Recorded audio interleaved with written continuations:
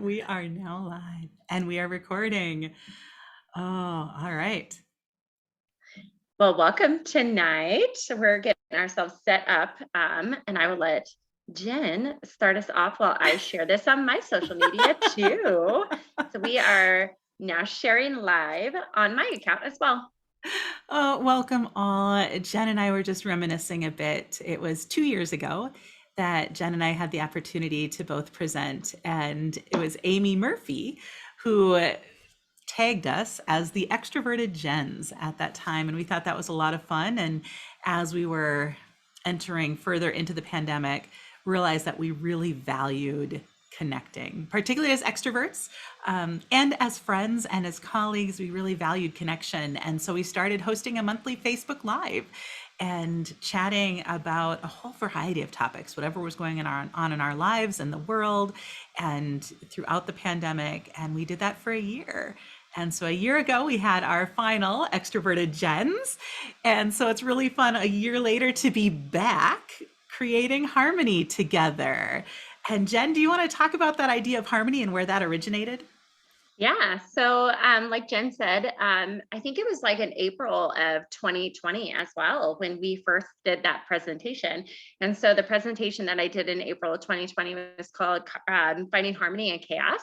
And prior to that, I had actually presented before on finding harmony in a few other formats, like at some GLR conferences and stuff. And it actually got coined. I think it was back in like 2018 was when I first started thinking about harmony and what it meant. And back in 2018, I was, looking at filing for divorce at the time. And so I had legally separated from my husband.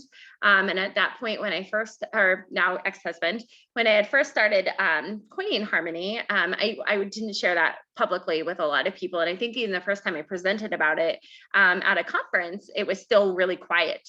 And this whole idea of balance just was so overwhelming because I felt like every time that I got close to balance, like a shoe would drop or something would happen. And I would like feel like, how am I going to manage my family, my career, and all the things and my family, my career, and myself? How am I going to manage all these things if I can't even be balanced? And so it started like making me think about other ways that I could refer to it, and I thought about harmony. So fun fact, harmony is actually my favorite piece about music. It's one of my favorite elements. I've always enjoyed listening to harmonies when I hear people sing. I even sometimes like to sing in my car and like try to sing harmony in my car as much as I can. And so harmony has always been one of my favorite elements of music. And the thing I love about harmony is that you can't create it alone. So, and that at the end of the day is like the biggest thing that I think about when creating harmony is that you can't do it alone. So even if you're the only human doing Yes. harmony, you have to at least use recording, or you have to use at least Mhm. devices and things like that in order to do it. So like, I've never, I mean, I guess there are probably people that could do it like maybe some way, I'm sure, but it's not meant to be that way. And so, what the whole premise of harmony Yeah. has done is it's made me realize how important community is and how Yeah. important people are. And so, like Jen had said, when we started doing the extroverted Jen, it started getting Jen and I both thinking of all the ways we hold harmony. And Mhm. actually, this is my favorite topic to talk about with Jen because it wasn't until after I had presented about it and then Jen really liked the aspect of it that we started having the conversations about dissonance, and we started having conversations about resolutions and consonants and all of the parts that come along with harmony. And it's been even better and has even morphed more in the time of talking to Jen about it through the extroverted Jen and Jens. So that brings us to tonight, where we are going to talk to you guys about holding harmony with conference. And I think it was right before AMTA, or maybe it was GLR last year, that Jen and I had talked about ways of taking care of ourselves through conference. And that's a huge part of online conferencing is how do we build community at online conference? How many people go to conference just for networking? And it's so hard to build that community. So we're hoping tonight to help get some tips and some things going to help build community at conference. Absolutely. And that's one of Jen's 5 foundational pillars of harmony, is that concept of community. And it is something that it's important that we are intentional about, and intentional about who we create community with and how we create community together, particularly when we aren't able to do so in some of the ways that we used to, such as gathering in person for conferences. And so, Jen, what are some of your favorite ways to create community at online conferences? So actually, I love doing some after hour stuff. So just like at conference, we all meet up with our friends and stuff. And so I've already, kept my Friday and Saturday, so that way I can try to engage with people outside. And so I've already talked to people that like I would normally kind of hang out with at conferences and stuff too, to try to get together and do some online gaming. And so one of my favorites is Jackbox, or I really, really like oh, what is it called with the little guys on the ship? Among Us. And so I love Among Us as well. And so you can play on Zoom. So get on Zoom with other people and you can play on Among Us. And so it's a great way to build community. One of my goals is you can look on the conference platform for those of you going, and you can look at see people, and then you can like do like online greetings. So my goal is to introduce myself to 5 people that I either recognize their name but I don't know, and try to build connections with people that I don't know, because that's really important to me too, is to meet people. And it's been really hard to do that. And so that's a goal of mine for this conference, is to network by, at least meeting 5 people. And I love that intentionality of seeking that out, and maybe not having the natural way that might happen in an in-person setting, and still being able to make the most of that. I also will admit that game night with Jen was one of my favorite parts of last year's conference. I won't lie, that was awesome. I think it's also really important that we think about community even in how we're attending the things that we attend. So if we are going to sessions, how are we engaging with the speakers? How are we engaging with the other people that are attending? What are the ways that we can do that? So we feel like we are a part of it. So we feel like we have that sense of community, of being there with the other folks in the room and participating and being a part of that community. And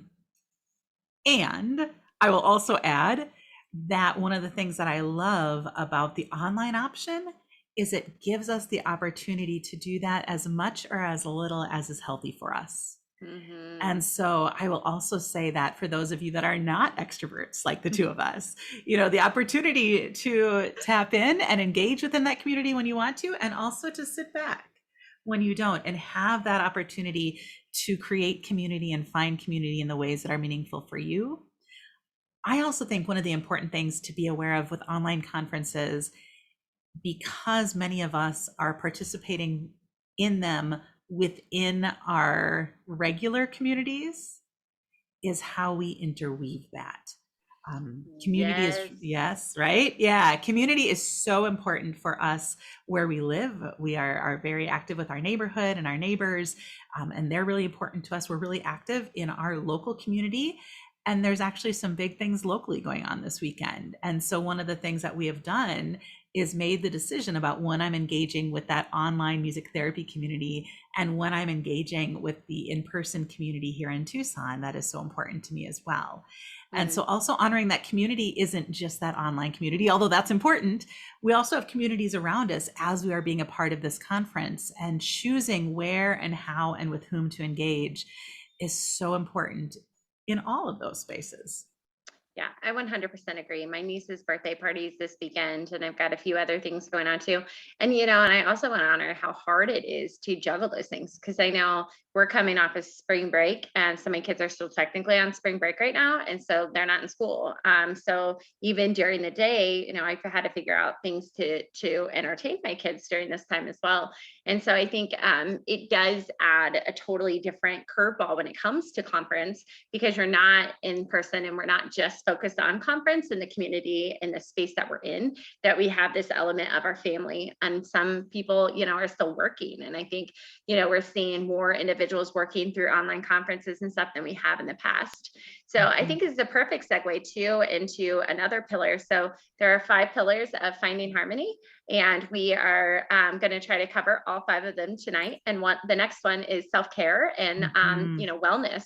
And for self-care, for this, it's not just self-care in terms of like our mental selves and stuff too, but like our physical. And there's the self-care, our physical and her mental, that really need to be taken into consideration when we're talking about self-care. And so eye fatigue is a huge thing. I remember after one of the first virtual conferences, I had a headache for 3 days and I could feel it right here behind my eyes. And it was the worst headache I have ever had in my life. And I know it's from just staring at my screen. And so one of the things I have really tried to do since that conference is to project everything onto my TV if I'm going to watch for too long, or to wear blue lens glasses, which I know, Jen, you're the one that introduces to me. So I did not mean to steal that tip from you. but um, but I think either one of those. And I've been thinking a lot about doing. I have 8 hours of CMTs tomorrow, a 3-hour CMT and a 5-hour. And I've been thinking about, the eye fatigue and wanting to be engaged with my fellow presenters, and also needing to be mindful of the eye fatigue because it's a real thing. Absolutely, in an important way that we care for ourselves. And again, knowing when to engage and how to do that in an intentional way to care for ourselves mentally, physically, emotionally. So you mentioned the blue glare glasses, which I love. I also have a special blue glare screen. I also think setting our environment up with self-care in mind. So whether that's having plenty of water to drink, for me, it's having the door open. If you hear the wind chimes or the birds on this recording, having the space set up so I've got the breeze coming in, because that just makes me feel better. Having a comfortable space, having a comfortable chair, and really being mindful of listening to what my body needs, being aware that that might not be the same as what I want in the moment, and honoring those needs, whatever that is, getting up and moving around. Like Jen said, getting creative about where you're projecting the presentation you're watching so that you can engage and participate in different spaces and in different ways.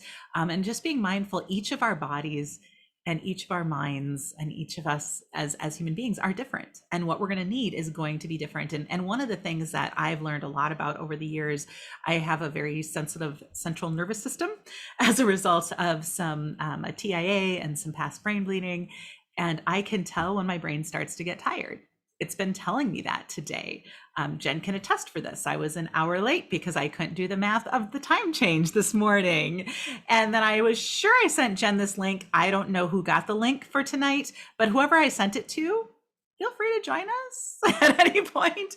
So there's those little indicators for me that start to come up that my brain is tired and I need to rest. And whether that's sleep or some of the other forms of rest that the Nagoski sisters talk about in their burnout book, it is really important that we do that. And it's not always what I want. What I want is to keep doing the fun stuff and engaging. What I need is to listen to my brain and listen to my body, and give it that time and that space to rest. Yeah, I agree 100%. So I do have to point out that you were talking about the birds chirping and having your window open. They're predicting snow in the Midwest, Jen. So, I mean, let's think about our conference goers here. So, Hey, one of the awesome things about online conferences is that our community is not just within our region. We can it's participate from true. wherever we are joining from.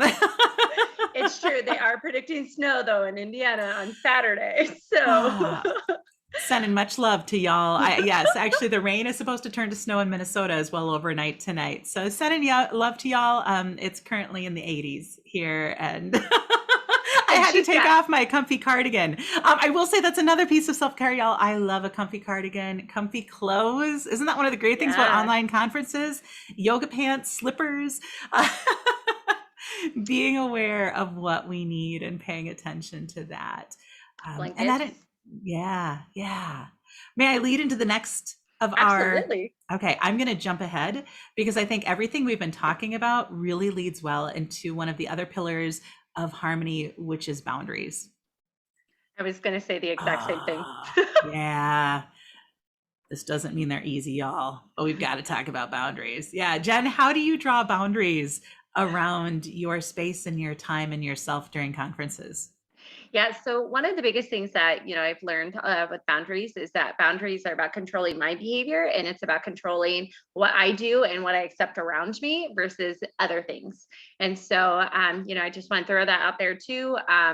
Just so that we were all on the same page of what we are talking about with boundaries.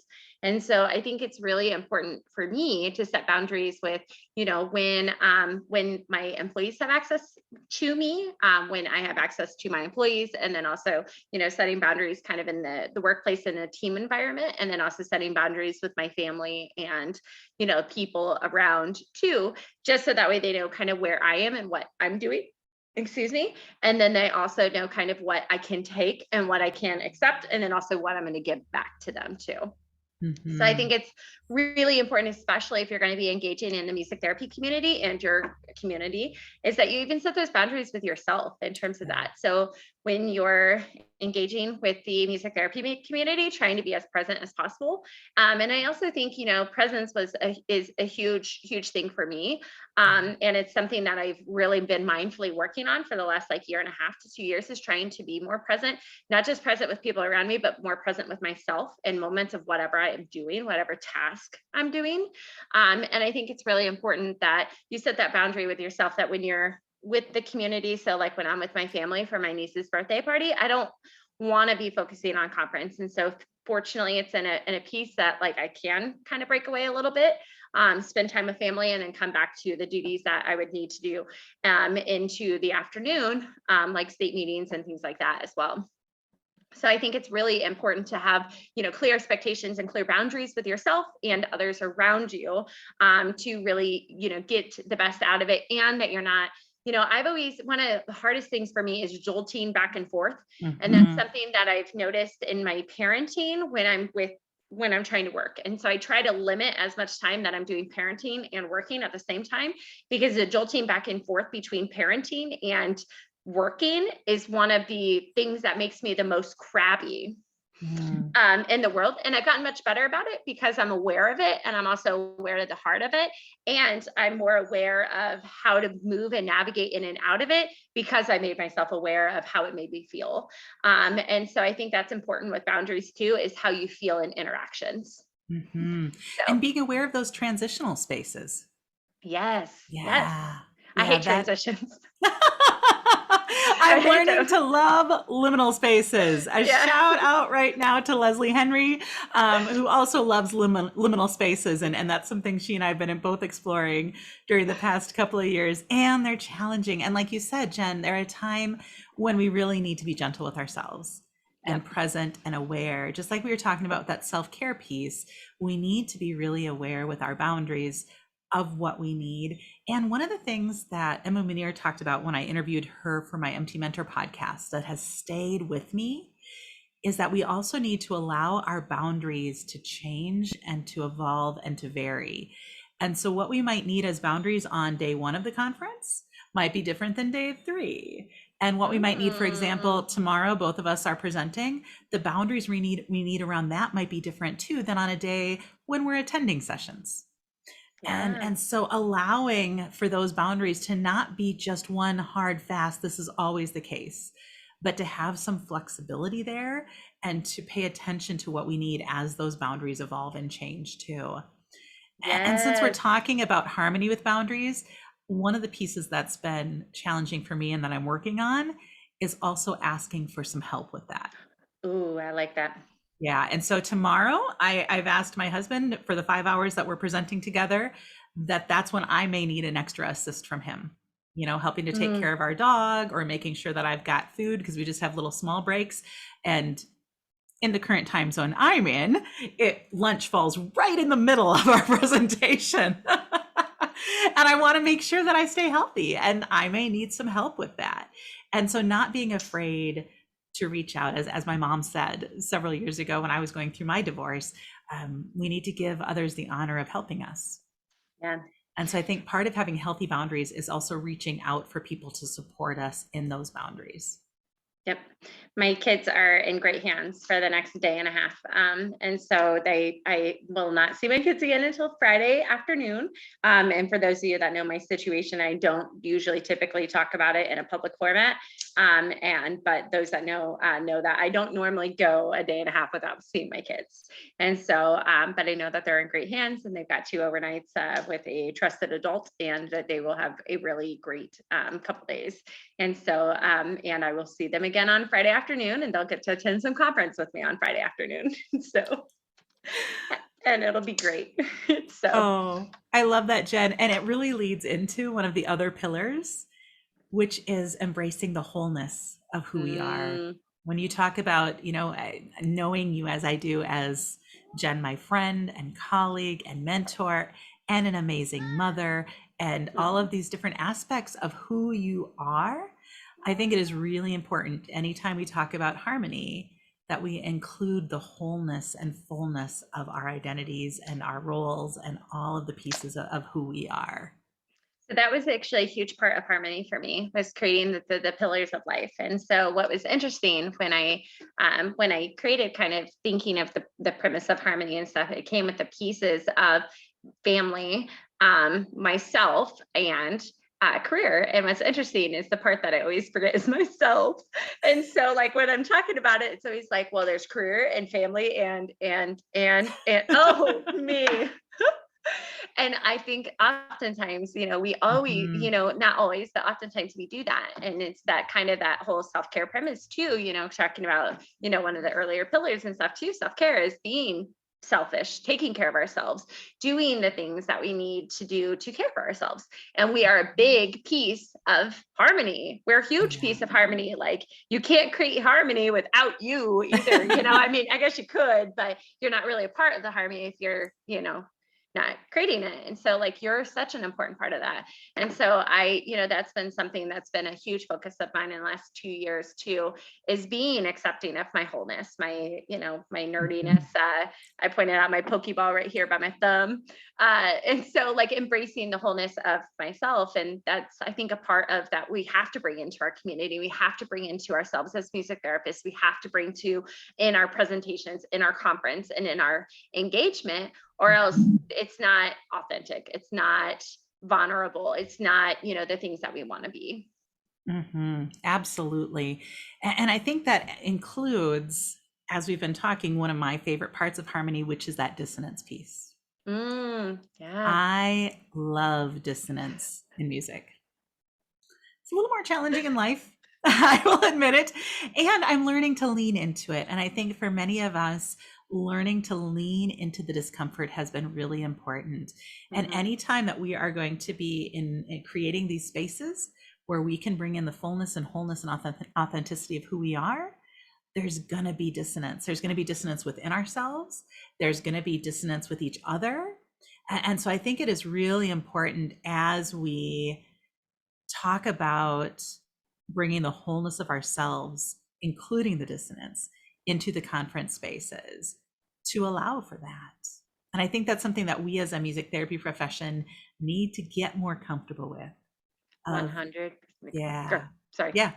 No, I was just saying, for those of us presenting, to not be afraid to name the complex stuff and talk about the hard topics and bring reality into it. If we are attending sessions, not being afraid of asking the hard questions and asking those deeper level questions and looking at some of the systemic pieces, at some of the systems of oppression within our field, at some of the lacks of accessibility, at some of the challenges that we are facing as we move forward. And as one of the folks who is working on that, as part of our commission on the education and clinical training of 21st century music therapists, that is a lot of what we're doing, is Yep. diving deep into these really hard and complex questions. And we need to do that as a profession. And I think conferences are one of those places and spaces where, when we're in person, it feels a little more comfortable, I think, sometimes to do that for some of us, when we can be together and really talk deeper about these Yeah. things. So creating spaces to do that online can, number one, be more accessible for people because you have a little more space behind the screen. I found this in clinical sessions as well. And it can also be challenging too. So I think that's an important piece of the wholeness to mention.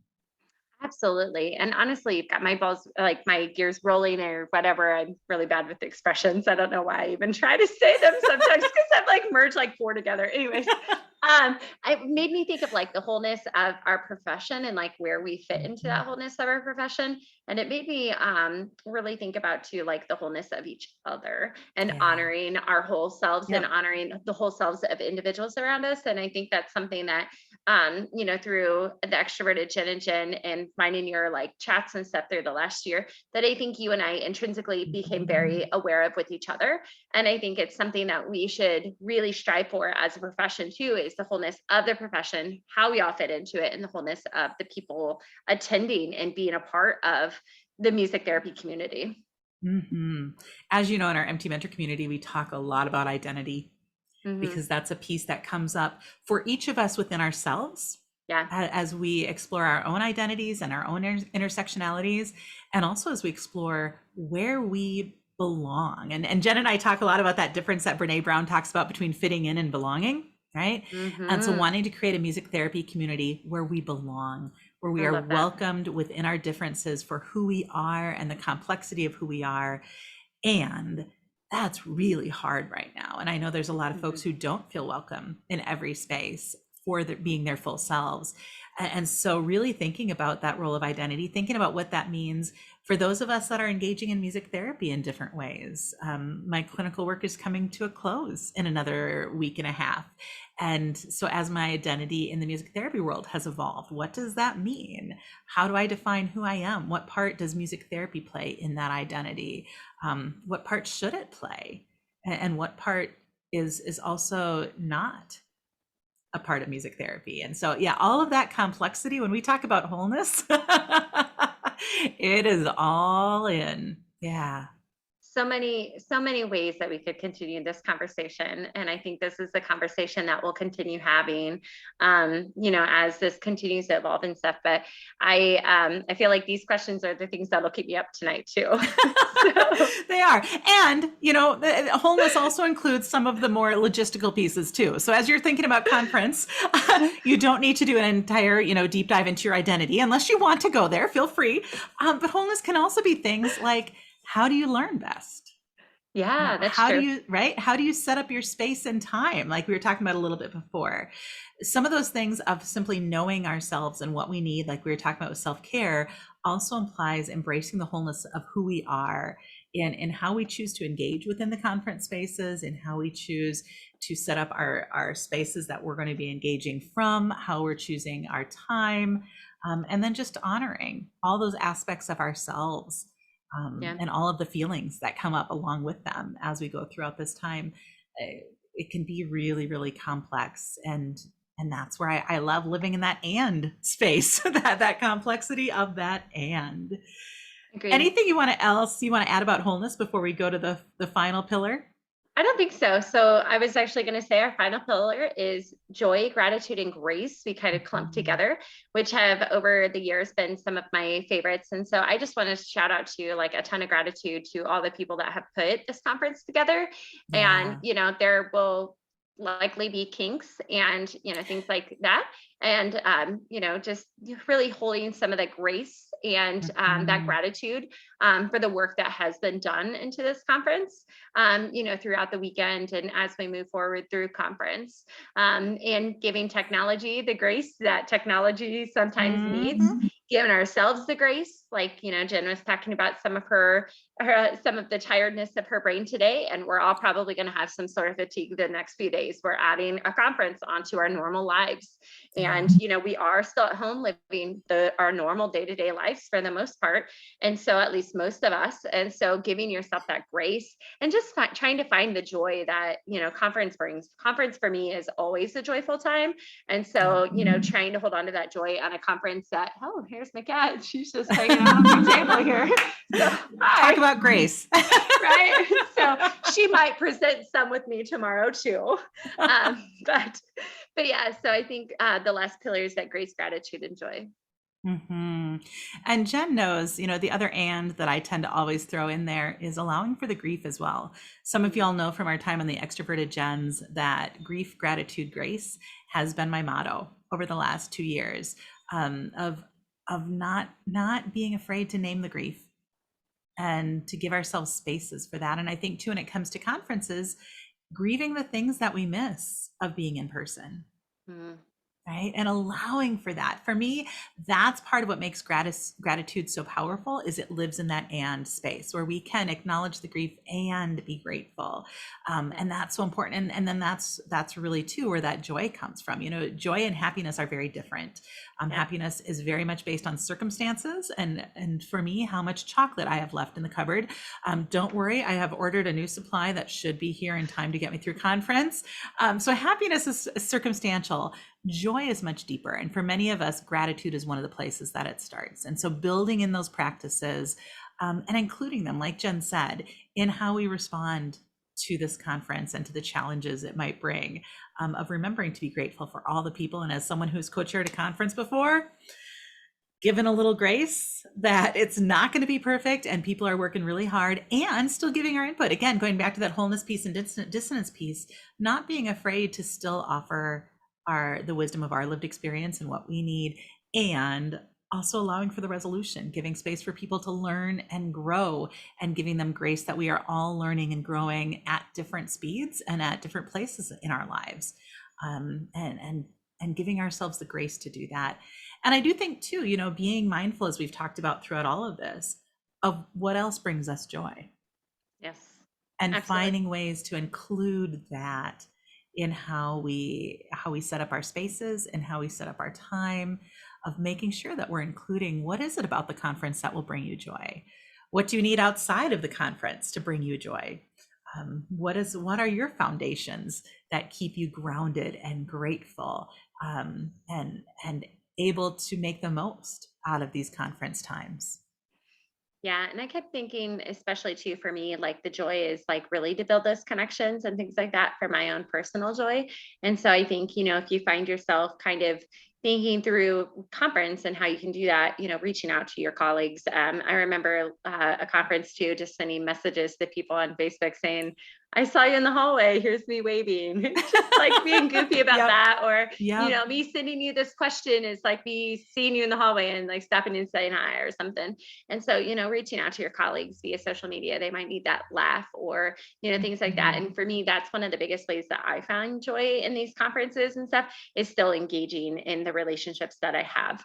And it's like the one time of the year that I might reach out to colleagues that I don't talk to as much on social media or through email and things like that, to continue connecting and engaging in conversations.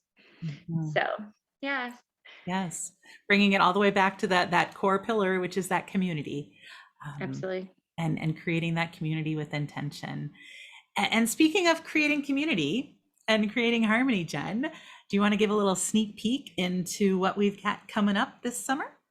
Yeah, so Jen and I have decided to do a full course in creating harmony. So it is from surviving to thriving, and how to really have these 5 pillars in your day-to-day life. And so throughout the course, we are going to go through each of those pillars, kind of talking about what they mean to us, how they've kind of changed our lives, how we live them on a day-to-day basis, and give the participants some ideas of how they can engage in those 5 pillars a little bit more in their day-to-day life to create more harmony. So the premise is to enhance your community supports and how you show up as a community member in your community, and then also how you accept from your community as well. And so I know I have seasons in my life where I accept more, and I have seasons in my life where I can give more, and kind of learning and establishing those seasons and understanding how those seasons kind of ebbs and flows, has been something that's been very helpful for me in terms of understanding harmony a little bit better as well. And so Jen and I didn't want to necessarily, Jen is somebody who I have really enjoyed talking about harmony, and she has really contributed so much to harmony and what it kind of started as, that we felt like the two of us teaming up to do this together was kind of a really great duo. Mhm. Yeah, thank you, Jen. I'm honored to get to be a part of it. Some of you know that these pillars of harmony are also things that I frequently present on, and that I'm passionate about. Yep. And so we also have a foundation of research to go along with the lived experience. And so I think that that's important as well, Mhm. valuing both. When we talk about the wholeness of our identities and the wholeness of who we are as a music therapy community, and remembering that even when we talk about evidence-based practice, it requires both. Yeah. And so I think that's one of the pieces I'm excited about these courses for, is to have that grounding in some of the most current research on topics like the importance of community and self-care and gratitude and boundaries and identity and wholeness and all of this, and to have our lived experience and to be really authentic. We're excited to be within a community space where we can be really open and honest and authentic about those experiences that we have had, and to give the space for other folks to find a community where they can too, and to engage in the Absolutely. ways that are meaningful for them. And so, we're working on a workbook that'll go along with it. There will be webinar content. There will also be opportunities to be part of an ongoing community. And we're still working out the details. So if there are a wish list of things you would want in a community like this, you can let Jen and I know. It will also come with the opportunity to do a little one-on-one with one of us, and then the opportunity to dive deeper, either through supervision with Jen, which is something that she does a lot for business owners in particular, and especially business owners like Jen that also are parents and are holding a lot of those roles and trying to find harmony in those roles, or to dive deeper through the MT Mentor community that I've created, where we have a brave space where we're exploring a lot of these tougher topics really regularly. This month, we're focusing on the intersections between social justice and self-care, and the Mm. importance of holding space for both, and being aware of the systemic pieces and all of that. This summer, we're diving into imposter syndrome and boundaries. So some of those really, really key pieces that come up a lot for us as music therapists, and that sometimes need a little deeper dive and a space to explore them. And so Jen and I are really excited about this creating harmony space as an opportunity for folks to connect and to find harmony, and to move, like we've talked about, from that thriving, or from surviving to thriving, and to do that in a really intentional way that is meaningful for them. There's a Maya Angelou quote that I love that says, "My mission in life is not merely to survive, but to thrive, and to do so with some passion, some compassion, some humor, and some style." And I Ooh. love that, because I think that is really one of the hopes that Jen and I have for all of you, for the music therapy students and interns and professionals who are listening, that you'll be able to not merely survive in your work life, in your home life, in the harmony of all of that, but that you'll be able to thrive, and that you'll be able to find those areas of passion and to have some compassion for yourself and others as you do it, and to be able to smile and maybe to have a little style too as you do it too. Right, right. Well, I will not be teaching any style for sure. I mean, not really stylish. Oh, so stay tuned. We're hoping and planning on a soft launch this summer, with plans to have everything solidified and live by the fall in time for the national conference. And so I'm sure you'll be hearing more from us about that as it draws closer. And of course, you can always connect with Jen and I if you have questions in advance or want to get on our email list so you can be one of the first to know when we go live with this opportunity to create harmony with us, and to really explore this topic on a deeper level.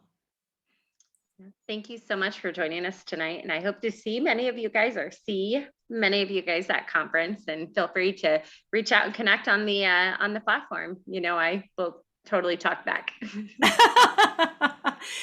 And I hope that you'll give yourselves the grace to engage and explore and learn in whatever ways are meaningful for you, to set those boundaries where you need them, to care for yourselves in the midst of it all, and to hopefully find a little joy along the way too. Thank you everyone for joining us and for listening to the recording. If you listen to the recording afterwards, please take care, everyone. Any final words, Jen? Enjoy conference. And again, like Jen said, make sure that you're taking care of yourself and finding harmony. Mhm. Thanks, y'all. And thanks to everyone working so hard and so intentionally on this conference. Take care, everyone.